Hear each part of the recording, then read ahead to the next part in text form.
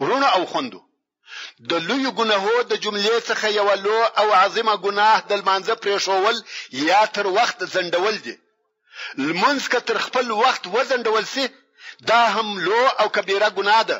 الله عز وجل د سورة مریم په 50 او 60 نمبر آیاتو کې فرمایي: فخلف من بعدهم خلف اضاعوا الصلاة واتبعوا الشهوات فسوف يلقون غيا. ورونو تر دغه آیات شریف د مخه الله عز وجل په نور آیاتو کې د نوح، ابراهیم، اسماعیل، اسحاق، یعقوب، موسی، هارون او ادریس علیهم السلام د صدق، اخلاص او عبادتو بیان کړی وو. او تر هغه ورسته فرمایي چې تر دوی ورسته داسې بد انسانان پیدا سوه چې دوی لمونځ ضائع کړی، د شهواتو او نفسانی خواهشاتو متابعت وکړي، نو ډېر ژر به دوی د خپل ډېر بد عاقبت سره یو ځای سي. الا من تاب وآمن وعمل صالحا فاولئك يدخلون الجنه ولا يظلمون شيئا. بل هغه چا څخه چې توبه یې وکړه او ایمان یې راوړي، نیک او صالح عمل یې وکړي، پس دغه کسان به جنت ته ننوځي او پر دوی به هیڅ ظلم ونسي. ورونو عبد الله ابن عباس رضی الله تعالی عنہ په دغه آیات شریف کې د اضاعوا د لفظ د ترجمه په باره کې وایي چې د اضاعوا معنا دا نه ده چې لمونځ په کلی ډول سره پرېښاوه، بلکې اضاعوا یعنی تر خپل وختو یې لمنځونه زندول. سعید ابن المسیب رحمت الله علیه چې د تابعینو د ډیرو لوی علماو څخه دی وایي د لمانځه ضایع کول دادي چې د ماپښین لمونځ تر مازدیګره وزندوي، د مازدیګر لمونځ تر ماښامه وزندوي، د ماښام لمونځ تر ماخوستنه وزندوي، د ماخوستن لمونځ تر سهار وزندوي او د سهار لمونځ د لمر ختو سره کوي. او وایي که څوک پر دغه حال مړ سو او توبه یې نه وکړلې، الله عز وجل په غي سره وعده ورکړې ده. غي په دوزخ کې د یوې ډېرې بدې شیلې نوم دی. او الله عز وجل د سورة الماعون په 3 او 5 نمبر آیاتو کې فرمایي: فويل للمصلين الذين هم عن صلاتهم ساهون. یعنی هلاک یا د دوزخ شیله ده د لمونځکونکو دپاره. کوم لمونځکونکي؟ هغه لمونځکونکي چې دوی د خپل مانځه څخه بې خبره وي، پر خپلو وختو او په لازمو آدابو سره لمونځ نه ادا کوي، رکوع او سجده یې پوره نه کوي، فقط پورته کښته کیږي. سعد ابن ابي وقاص رضی الله تعالی عنہ وایي ما د رسول الله صلی الله علیه و آله وسلم څخه پوښتنه وکړه دغه کسان چې الله عز وجل فرمایي هم عن صلاتهم ساهون څوک دي؟ رسول الله صلی الله علیه و آله وسلم وفرمایل دا تر خپل وخت د لمانځه زندول دي. نو الله عز وجل دغه کسان لمونځ کوونکي وبلل، مګر څرنګه چې دوی د لمانځه په ادا کولو کې لټي او تنبلي کوي او تر خپل وختو یې زندوي، نو الله عز وجل په ویل سره وعده ورکړل. او ویل وشدید عذاب ته ویل کیږي. څوک وایي چې ویل په جهنم کې یو کنده یا شیله ده. که د دنیا غرونه ورولويږي د دغه شیلې د حرارت او د اور د شدت څخه به یې ویلسي. الله جل جلاله دې موږ او تاسو ځنی وساتي. نو دغه کنده یا شیله د هغو کسانو ځای دی چې په منځو کې سستی کوي او تر خپل وختو یې زندوي او رکوع او سجده پوره نه کوي. ورونو او خوندو تاسو په هیږي چې لمونځ د چا سره مناجات دی او د لمانځه د ادا کولو څخه مقصد څه دی او لمونځ د څونه اهتمام او مراعات وړ او لایق دی. دا به څنګه لمونځ وي چې کله یې کوي او کله یې نه کوي، وخت او نا وخت پر درېږي، په لوی لاس په دنیوي کارو او بې ځای خبرو وخت تیروي او بیا د وخت په آخر کې یو څو واره سر پورته او کښته کې دې ته هیڅ فکر نه کوي چې د چا په حضور کې ولاړم د رب العزت جل جلاله و دربار ته څه قسم حاضری ورکوم آیا الله جل جلاله یوازې د غستا ناسته ولاړه او سر پر ځکه ایښول او کژېدل ویني العیاذ بالله د زړه په حال مونږ خبر آیا د غزمج په منځو کې د اخلاص او عاجزي کم رنگ سته شپو او متوجه سي چې د المانزه د ادا کولو دغه ټول شکلونه او قسمونه درجه پر درجه په عن صلاتهم ساهون کې شامل او داخل دي او د الله جل جلاله دغه وعده سوی عذاب و دغه المنز کوونکو ته ګوري بله کسانو څخه چې توبه وکړي او پر تیرو اعمالو پښیمانه سي الله جل جلاله دې د توبه توفیق راکړي الله جل جلاله مو دې خپل المنزو ته متوجي کړي آیا د یو مسلمان د پاره دا شای چې د مالو په خرڅولو او رانیولو مشغوله وي د کورنۍ ژوند په معیشت مشغوله وي په اولادو مشغوله وي او المنز ځنې ضایع یا بیا وخت سي رسول الله صلی الله علیه و آله وسلم فرمایي اول هغه شی چې د قیامت په ورځ د بنده سره حساب کیږي هغه المنز دی که دغه حساب پوره او صحیح سو نو کامیاب او د عذاب خلاص سو او که المنزونه کم سو نو ناکام او تاوانی سو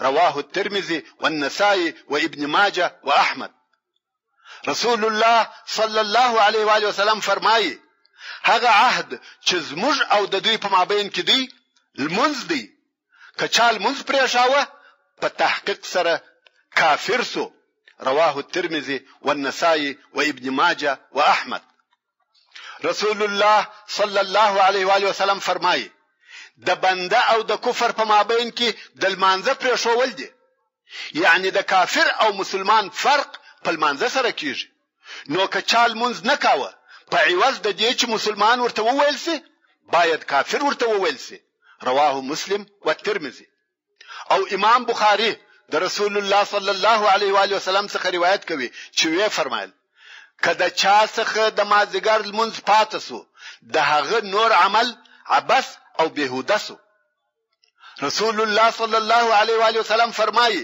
کچا په قصر المنز پرېښاوه د هغه څخه د الله جل جلاله ذمه بریده یعنی هغه د الله عزوجل د بندګۍ څخه ووتی رواه احمد رسول الله صلی الله علیه و آله وسلم فرمایي امر کړه سویم چې تر هغه د خلق سره وجنګېږم ترڅو د لا اله الا الله وان محمدن رسول الله شاهدی ادا کوي او المنزونه کوي او زکات ور کوي کله دغه کارونه وکړه نو یې خپل ویني او خپل مالونه زما څخه وساتل مگر د هغو په حق سره او بیا یې حساب پر الله جل جلاله دی دا سمانه مگر د هغو په حق سره یعنی که یو مسلمان د شهادت کلمه ووایي المنزونه ادا کی زکات ورکی زما د طرفه هغه په امان دی نه په د کار لرم او نه په مال مگر که بیا قتل وکي یا بل داسې کار وکي چې حد یا قصاص پر جاری کېدی هغه عملی کوم یا د الله عزوجل چې کوم حقوق د په مال کې دي هغه ځنی اخلم او بیا یې نور حساب پر الله جل جلاله دی رواه البخاري ومسلم رسول الله صلی الله علیه و آله وسلم فرمایي کچال منځونه وساتل یعنی هغه پر خپل وختو په شد ډول سره ادا کړ دغه منځونه به د قیامت په ورځ دلر نور دلیل او د عذاب څخه خلاصوالی وي او هر هغه څوک چې د منځو ساتنه نه کوي هغه لره به د قیامت په ورځ نه نور وي نه دلیل وي او نه خلاصوالی وي او د قیامت په ورځ به د فرعون او قارون هامان او ابي ابن خلف سره وي رواه البيهقي ځینې علما رحمهم الله وايي دا چې د قیامت په ورځ د منځه پرې شوونکي د دغه څلورو سره حشر کیږي یا راپورته کیږي دا هغه سبب دادی چې دای به د دغه منځو څخه یا په مال مشغوله وي یا په امریت یا به په وزارت مشغوله وي یا تجارت نو که په وزارت مشغوله وو د هامان سره حشر کیږي چې د فرعون وزیر وو که په مال مشغوله وو د قارون سره حشر کیږي، که په پاچهي او امریت مشغوله وو د فرعون سره حشر کیږي، که په تجارت مشغوله وو د ابي ابن خلف سره چې په مکه مکرمه کې د کفارو لوی تاجر وو حشر کیږي. کوم وخت چې امیر المؤمنین حضرت عمر فاروق رضی الله تعالی عنہ په خنجر ووهل سو او زخمی پروت وو، یو چا ورته ویل الصلاة یا امیر المؤمنین، یعنی یا امیر المؤمنین د لمانځه وخت دی. در رضی الله تعالی عنہ وویل هو، هر هغه څوک چې لمونځ ضایع کړي هغه لره په اسلام کې حصه نشته. عبد الله ابن شقیق رضی الله تعالی عنہ چې د تابعین څخه دی وایي د رسول الله صلی الله علیه و آله وسلم اصحاب کرامو د اسلامی اوامر څخه د هیڅ شي پرېښول کفر نه باله بیل المانزه. د حضرت علی رضی الله تعالی عنہ څخه د یوې شذ په باره کې پوښتنه وسوه چې المنز نه کوي. د رضی الله تعالی عنہ وویل هر هغه څوک چې المنز نه کوي هغه کافر دی. رواه البيهقي. مگر علماء کرام وایي دغه حدیث ضعیف دی. عبد الله ابن عباس رضی الله تعالی عنہ وایي کچا یو المنز په قصر پریښاوه د الله جل جلاله سره به په داسې حال کې ملاقات چې پرده به په قهر وي. رسول الله صلی الله علیه و آله وسلم فرمایي که څوک د الله جل جلاله سره ملاقات سو، یعنی د رب عز وجل په حضور کې ودرېدی او د هغو کسانو څخه وو چې المنز ضایع کاوه، الله عز وجل به د و نور نیکیو او حسناتو ته هیڅ اعتبار ورنکي. یعنی دا چې د المنز نه کوي د په نور حسناتو او نیکیو هیڅ نه ده جوړه. المنز د اسلام عمود دی، چې عمود نه وي نور نیکی فائدہ نه رسوي. ابن حزم رحمه الله وایي تر شرک ورسته د المانزه تر زندولو او بیل حق د مؤمن تر وجلو بل لو ګنا نسته. سبحان الله، دا د المانزه مقام دی او هغه د المانزه سره د مسلمانانو بے پروايي ده. ابراهيم النخعي رحمت الله عليه چې تابعي او د امام ابو حنیفه رحمه الله استاد دی وایي کچال منز فریشاوه کافر سو.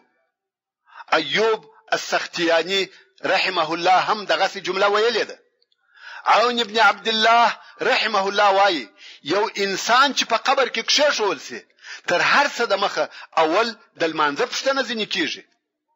که په دغه پوښتنه کې کامیاب سو بیا یې نور عمل تر نظر استل کیږي. که په المانځه کې کم او ناکام سو نور عمل ته هیڅ نه کتل کیږي چې تا شکړې دي کبد.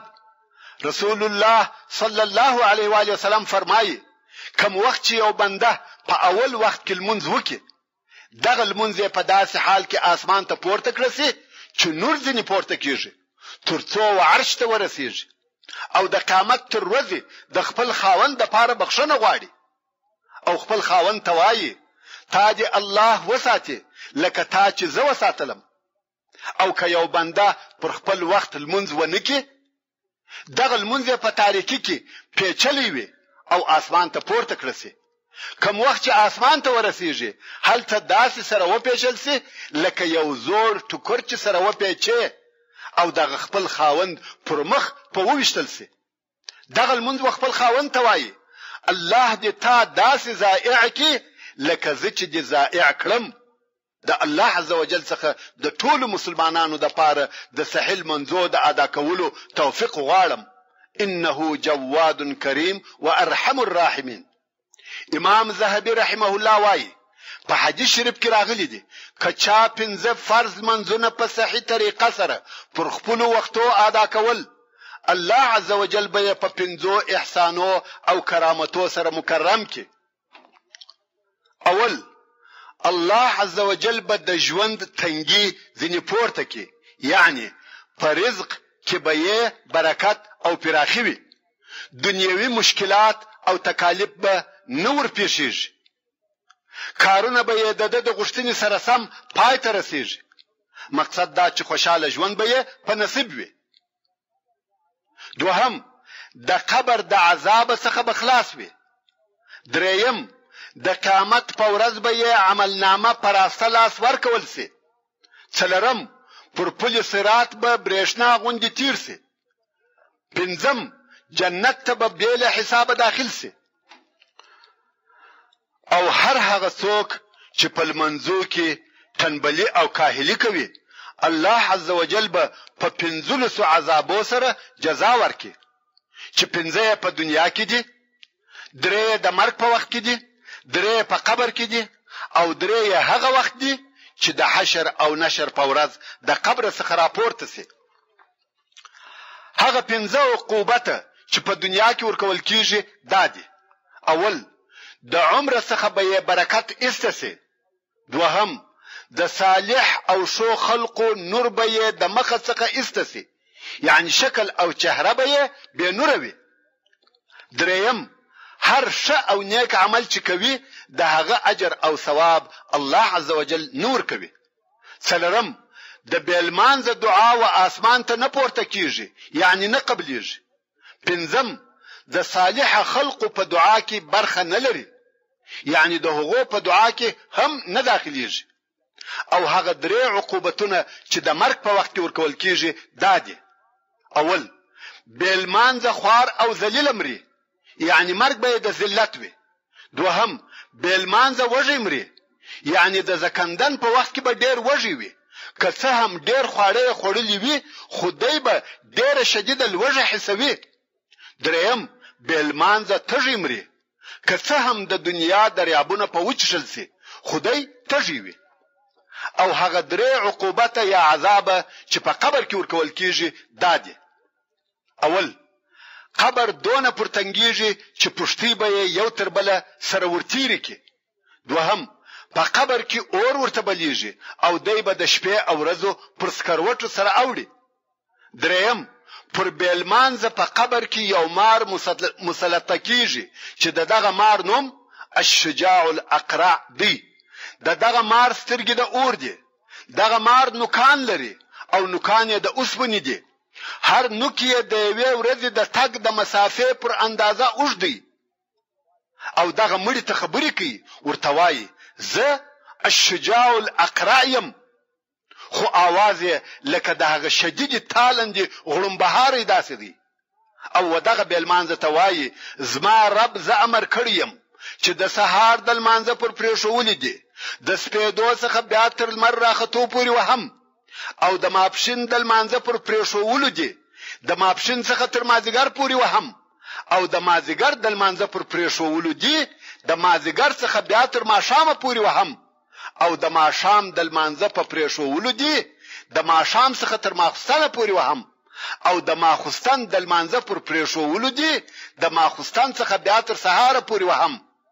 او هر وار چې دغه مار دغه بیلمانځ ووهي، بیلمانځ او یا زراعه پمځکه نه نوځي، او د قیامت تر ورځې دغه بیلمانځ د نن په قبر یا پمځکه کې په دغه عذاب اخته او مبتلا دي.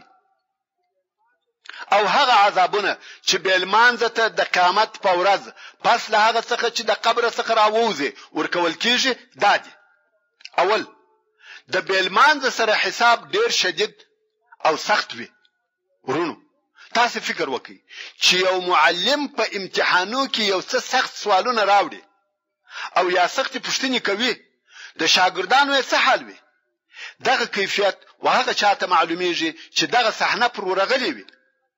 دا خو معلم دی او قدرت هم ډیر لږ او محدود دی، فقط نمرې دې درکموي. خو هغه قادر مطلق الله عز وجل چې د یو چا سره سخت حساب کوي، زه خو په خبرو سره سختي او کیفیت نسم بیانولای. دا فقط هغه څوک حسولای شي چې د الله جل جلاله قدرت او عذابونه ور معلوم وي او خپل تقصیر او ګناهونه ور معلوم وي. نو اول د قیامت په ورځ د بیلمانځ سره سخت حساب کیږي. دوهم الله عز وجل پر د په قهر وي. ورونو دغه خبره د مسلمان زړه ورچوي چې الله در باندې په قهر وي.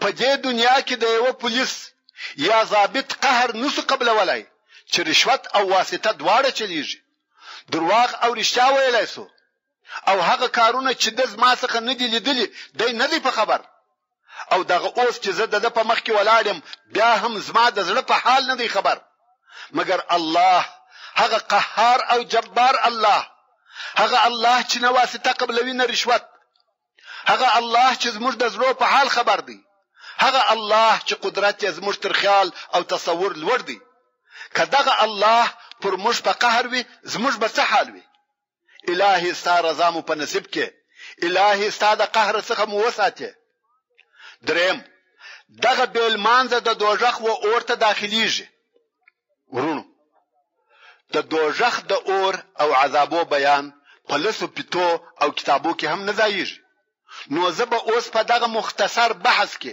د دوزخ په باره کې تاسو څه وایم بیل دې څخه چې د ارحم الراحمین رب عز وجل څخه د بخښنې او مغفرت دعا وکړو او په خپل ځانو او عملو کې یو څه تغیر راولو بل د نجات لار نشته په یو روایت کې راغلی دی چې د بیلمانزه پر تندې به درې لیکي خط لیکل شوی وي چې اوله لیکل دي اے د الله د حق ضائع کوونکې دوهمه لیکه اے هغه څوک چې د الله په غضب سره خاصه وي دریمه لیکه لکه څنګه چې په دنیا کې د الله حق ضائع کړی وو نو نن ورځ د الله د رحمت څخه نا امید ده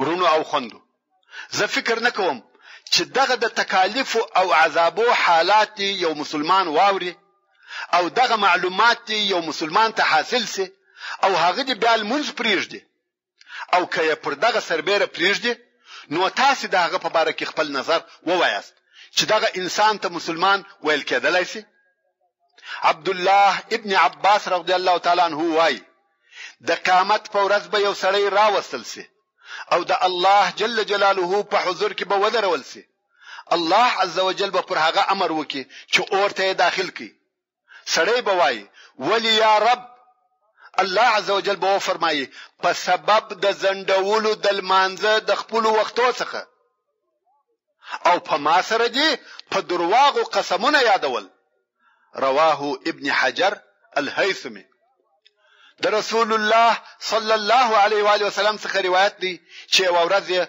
د خپل اصحابو په حضور کې و فرمایل الهي په موږ کې بدبخت او محروم مپریږدي او بیا رسول الله صلی الله علیه و آله وسلم و فرمایل آیا تاسو په هیږي چې بدبخت او محروم څوک دی صحابه کرام وویل هغه څوک دی یا رسول الله رسول الله صلی الله علیه و آله وسلم و فرمایل د المانزه پرې شوونکی رواه الهيثمي نو د المانزه پرې شوونکی د رسول الله صلی الله علیه و آله وسلم په قول او شاهدی سره شقی او محروم بدبخت او بے برخه دي روایت سوی دی اول هغه څوک چې د قیامت په ورځ مخان توریږي هغه بیل مانزه یا د مانزه پرېښون کې دي او په جهنم کې یو شیله یا یو کنده ده چې لملم ورته ویل کیږي چې دغه شیله د مارانو ډکه ده هر مارې په پوندواله لکه د اوښ غاړه دونه پندي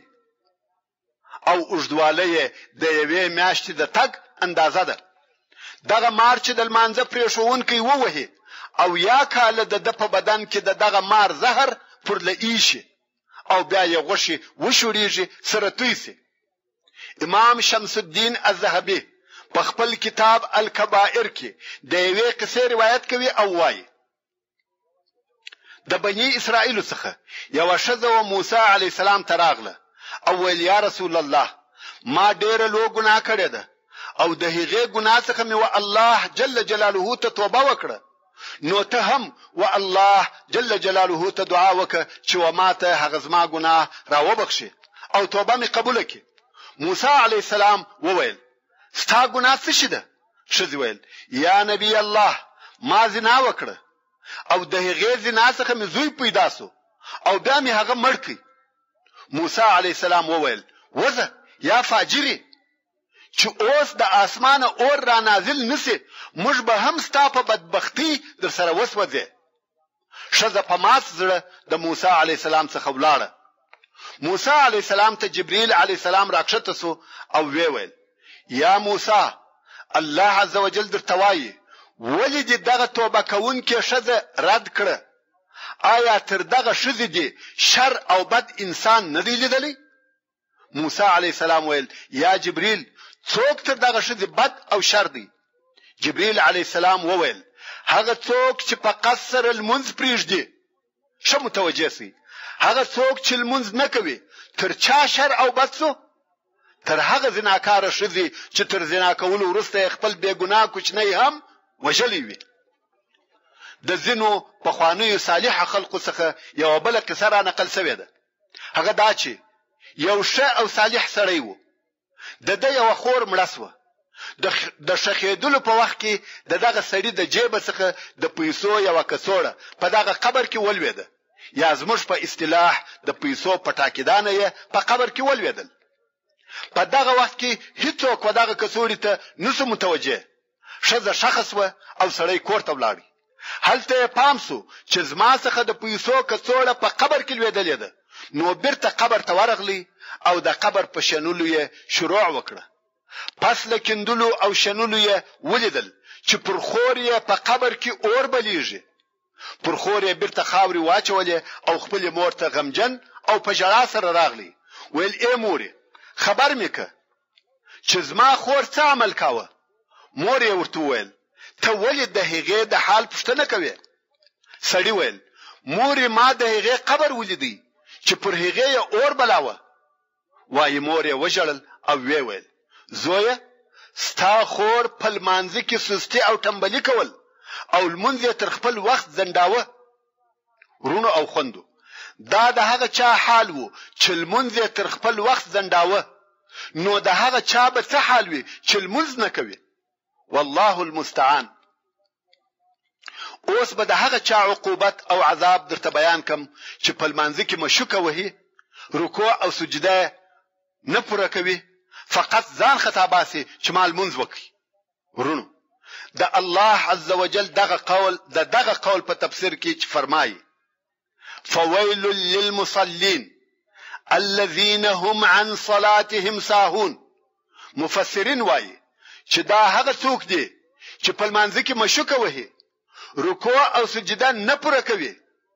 امام بخاری او امام مسلم او نور محدثین د ابو هريره رضی الله تعالی عنہ څخه روایت کوي چې یو سړی و مسجد نبوي ته داخل سو او رسول الله صلی الله علیه و آله وسلم ناست وو.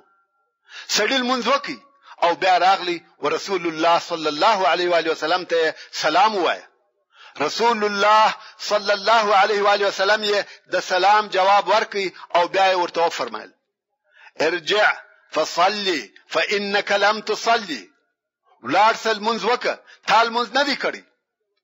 سړی ولاړ سو او هغه سل منځ وکي لکه د مخه چې کړی وو او بیا راغلی و رسول الله صلی الله علیه و آله وسلم ته سلام وایي.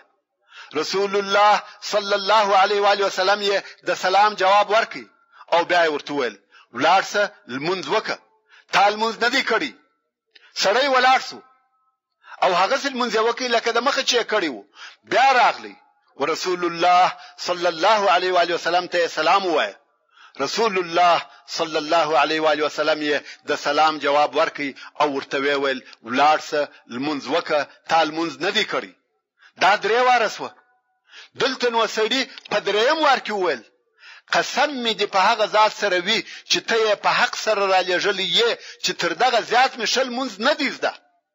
راویشه رسول الله صلی الله علیه و آله وسلم و فرمایل کوم وخت چې لمانځه ته ولاړ شوې تکبیر به ووایه او بیا به د قران مجید څخه هغه څه ووایه چې ستاسو ده او درته آسان دي. بیا داسې رکوع وکړه چې په رکوع کې ښه آرام سي، بیا راپورته سه ترڅو چې ښه سم ودرېږي. بیا سجده وکړه ترڅو چې په سجده کې ښه آرام سي، بیا کښېنه ترڅو چې په ناسته کې ښه آرام سي او بیا سجده وکړه ترڅو چې په سجده کې ښه آرام سي. او دغه کار دی په ټول لمانځه کې کوه. ورونو او خوندو، دغه سړي څنګه لمونځ کاوه چې رسول الله صلی الله علیه و آله وسلم ورته فرمایل ولاړ سه لمونځ وکړه تال منځ نه دی کړی. دې سړي پوره رکوع او پوره سجده نه کول او رسول الله صلی الله علیه و آله وسلم رکوع او سجده ور وښول چې په رکوع کې به ښه آرام سي، بیا راپورته سه. دا یې نور ته ویل چې 3 واره تسبیح وایه، بلکې آرامه او پوره رکوع یې ورته وویل. زموږ ځینې خلق ممکن 3 واره تسبیح وایي، خو یو تسبیح هغه وخت وایي چې دی رکوع ته ځي، او یو تسبیح په رکوع کې وایي، او یو هم هغه وخت وایي چې د رکوع څخه د پورته کېدلو په حالت کې وي، او د رکوع څخه هم سم نه راپورته کیږي.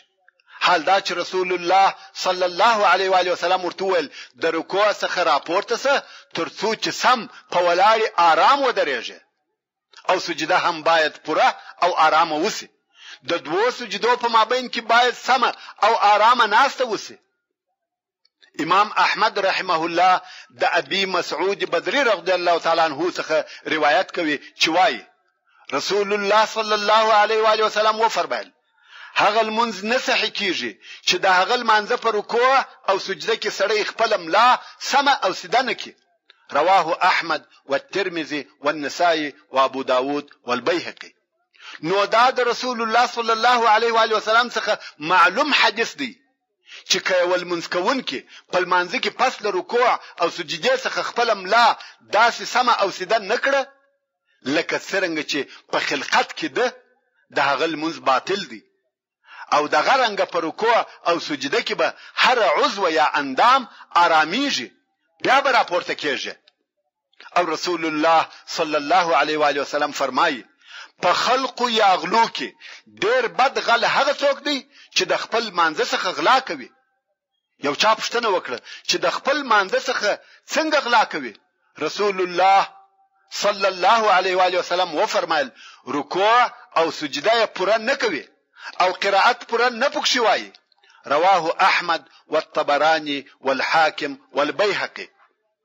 رسول الله صلی الله علیه و آله وسلم فرمایي الله عز وجل وهغه چاته نه ګوري چې په رکوع او سجده کې املا نسیده کیږي، یعنی د رکوع او سجده څخه سم او پوره نه راپورته کیږي. رواه احمد والترمذي والنسائي والبيهقي. رسول الله صلی الله علیه و آله وسلم فرمایي دا د منافق المنځ دی چې څوک ناست وي او لمر ته ګوري ترڅو چې لمر د شیطان په 2 شکرو کې سو بیا نو دی ولاړ سي او 4 واره مشوکه ووهي، او په دغه منځ کې د الله ذکر نه کوي مگر لږ. رواه مسلم و ابو داود. د ابي عبد الله الاشعري رضی الله تعالی عنہ څخه روایت دی وایي یو ورځ رسول الله صلی الله علیه و آله وسلم د خپل اصحاب کرام سره لمونځ وکي او بیا کښینستی. په دغه وخت کې یو سړی مسجد ته را داخل سو او پر منځ ودرېدی، خو په منځ کې رکوع او سجده پوره نه کول، فقط مشوکه وهل. نو رسول الله صلی الله علیه و آله وسلم و فرمایل تاسو دغه سړی ویني که پر دغه حال مرسو نو بیل ملت د محمد صلی الله علیه و آله وسلم پر بل ملت مرسو. په منځ کې داسې مشوکه وهي لکه کارګه چې په وینو کې مشوکه وهي. رواه ابن خزیمه والطبراني والبيهقي. یعنی جر سر پورته کښته کوي. ورونو دا چې کارګه په وینه کې مشوکه وهي دا یو مثال او یو تشبیه ده. که چا د کارګانو په منطقه کې ژوند کړی وي او کارګان لیدلی وي دغه حرکت ور معلومیږي او په پوهیږي. د سلمان فارسی رضی الله تعالی عنہ څخه روایت دی وایي رسول الله صلی الله علیه و آله وسلم و فرمایل المنز و پیمانه او اندازه ده، کچا پورا ورکړه پورا به ورکول سي، کچا کم ورکړه نو تاسو ته در معلومه ده چې الله عز وجل د مطففین په باره کې څه ویلي دي. رواه ابن المبارک و ابن ابي شيبه.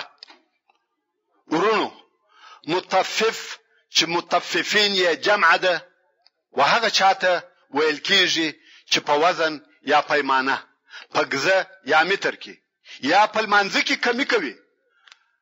کچا په کانی یا کیلو کې کمی وکړه هغه مطفف دی، کچا په پیمانه یا په لیټر کې کمی وکړه هغه مطفف دی، کچا په ګزه یا متر کې کمی وکړه هغه مطفف دی، کچا په منځ کې کمی وکړه رکوع او سجده یې پوره نکړه ده هغه مطفف دی.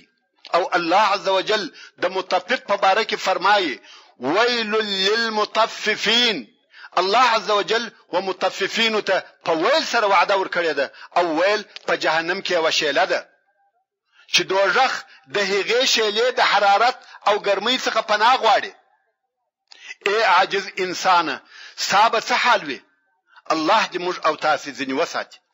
د عبد الله ابن عباس رضی الله تعالی عنہ څخه روایت دی چې رسول الله صلی الله علیه و آله وسلم و فرمایل کوم وخت چې یو استاد سجده کوي نو د تندې پزه او لاسونه پر ځکه کښیږي. بشک چې الله عزوجل ما ته وحی کړی دی چې پر وو اندامو سجده وکم. تندې او پزه دغه دواړه پر یو حساب دي او دوا اورغوي دوا زنګنونه دوی پښه دا اوسوه ورېشتان او کالی راټول نکم یعنی په لمانځه کې حرکتونه ونکم. کچال منځ وکي او دغه لمانځه څخه هر اندام ته دغه حق ور نکي هغه اندام تر هغه لعنت پروایي تر څو چې دغه لمانځه څخه فارغ کیږي. رواه البخاري ومسلم والترمذي والنسائي. امام بخاري د حذیفه ابن الیمان رضی الله تعالی عنہ څخه روایت کوي چې د یو سړی ولیدي چې لمونځ کاوه خو د لمانځه رکوع او سجده یې پوره نه کول. نو حذیفه رضی الله تعالی عنہ ورته وویل تا لمونځ نه دی کړی او کته مرسوي او تا دغه لمونځ کاوه نو ته مرسوي پر بل فطرت بل هغه فطرت څخه چې الله عزوجل پر هغه فطرت محمد صلی الله علیه و آله وسلم خلق کړی دی. رواه البخاري واحمد.